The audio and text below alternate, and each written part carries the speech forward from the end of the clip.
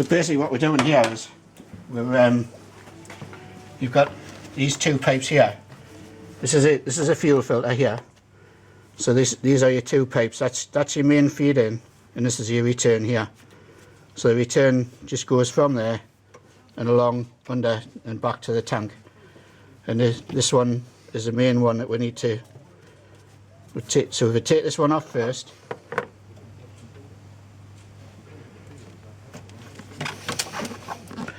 Diesels are a lot more fiddly than petrol ones.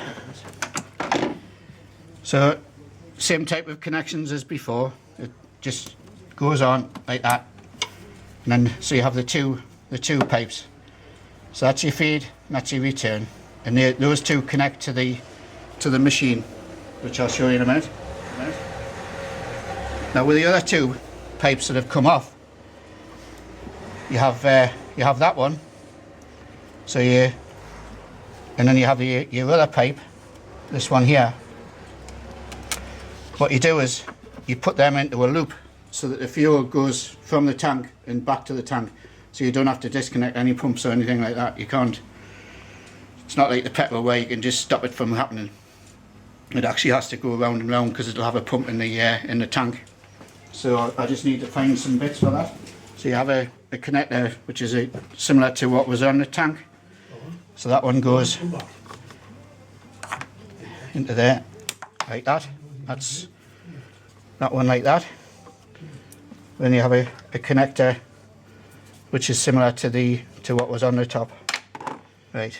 So you have these two which go to the machine.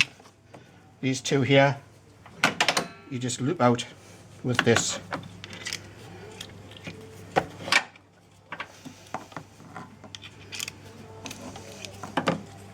Right, so the machine is different to the petrol machine. It's not just because it's blue. It's actually, this has a fuel tank here which is full of 50-50 mix of fuel of diesel and our concoction, which I have no idea what's in it, but it works very well. Same type of thing again, connected to the battery. Then on the side here you have two pipes, a black one and a red one. The red one is a feed and the black is a return, which we're going to put onto the two connections that you just saw before. There's no airline or anything like that needed on this one.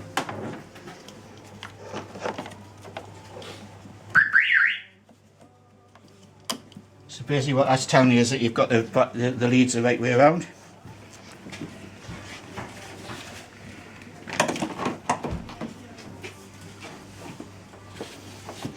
So red goes to the feed,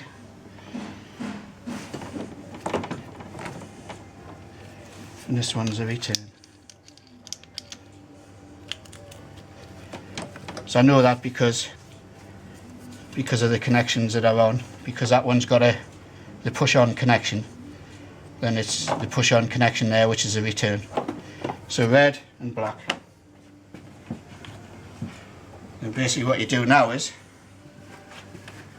you just just press start, which starts a pump up inside, which is now pumping fuel into the car, and you start the car up.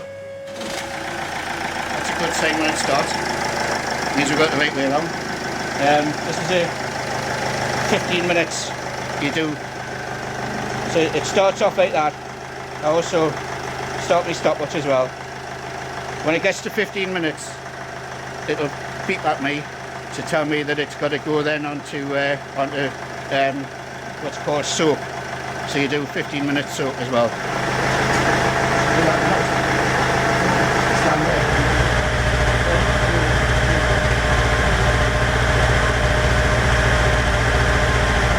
So he switches the engine off, and then I'll just press soak. That's it. What that does then is it turns the machine off, turns the timers and everything off, and it does 15 minutes soak. So what's happened there is that all of the fluid and everything is now sort of soaked itself into the into the valves and everything like that. So it's given it a chance to sort of sit there and do its business, and then when you start it up again, it'll carry on and then that'll get burnt off and everything like that, and it just weakens the carbon a bit, just gives it a bit of a chance, you know. But as you can see by the amount of smoke there was, it's obviously cleaning something. It wouldn't have done that if it wasn't actually working. If it wasn't working, you wouldn't have any smoke. You just have it's just a standard running engine. But as I was saying to the owner, what I've done is I've connected direct to the injection pump, and then it returns direct off the injection pump. So what's happening there is it's going direct in the injection pump, then into the injectors and everything like that, and then you have the leak off for the injectors. It comes back to the pump, and then that goes through the machine again. I maybe not explained it properly, but it's basically a loop system. So it's going through here, and like I say, this is 50-50 mix of diesel and our fluid, which is very well, it's our own concoction. I don't know what's in it, but if you had smell-o-vision and I did this, and you it's very, very potent.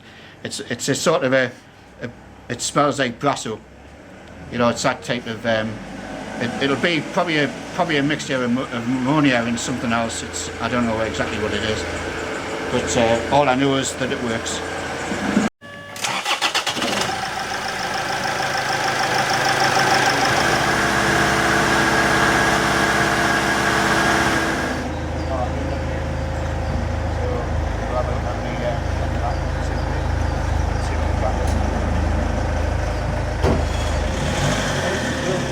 Right.